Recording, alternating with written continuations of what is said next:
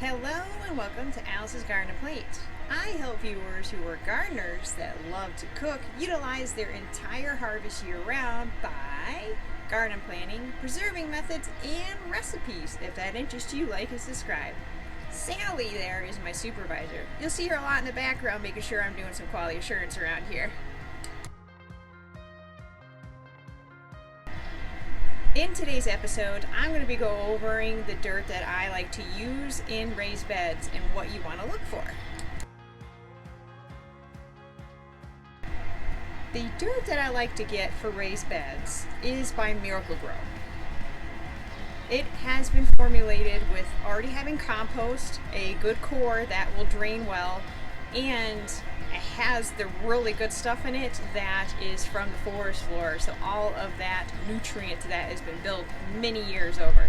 And they are on the OMRI list. To get on that listing, you have to be the top-notch and highest quality and sustainable to get on there.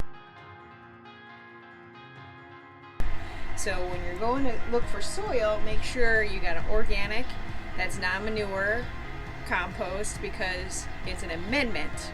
If you did the animal product, it is more dense, that's when you're originally mixing.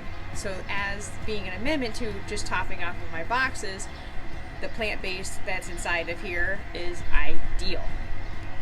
Hooray, garden season's finally here in Southeast Michigan. I got my job cut out for me today. I'm going to pull all of the weeds out of the beds to prep them to make sure I can put on the new soil, move my lines out of the way for the drip irrigation. This is the before. What is awesome about this is I already have raised beds that have been going for 6 years. I don't have to go dig and rotate everything anymore because all of that's built what I need.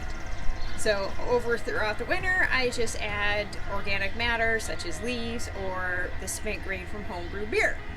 So this literally just goes right on top of it because over winter it sinks. So I need to top it off.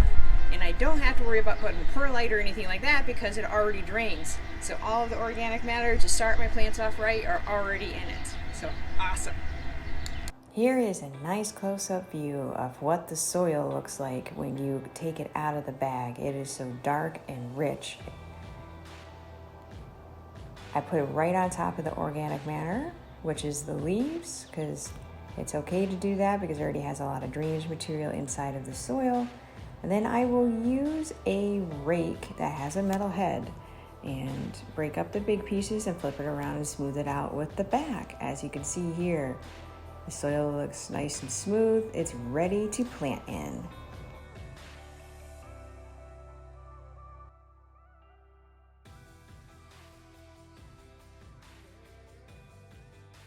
If you enjoyed today's episode, click that like button, so therefore the algorithm will work in your favor, and by subscribing to the channel, you will be notified of new content.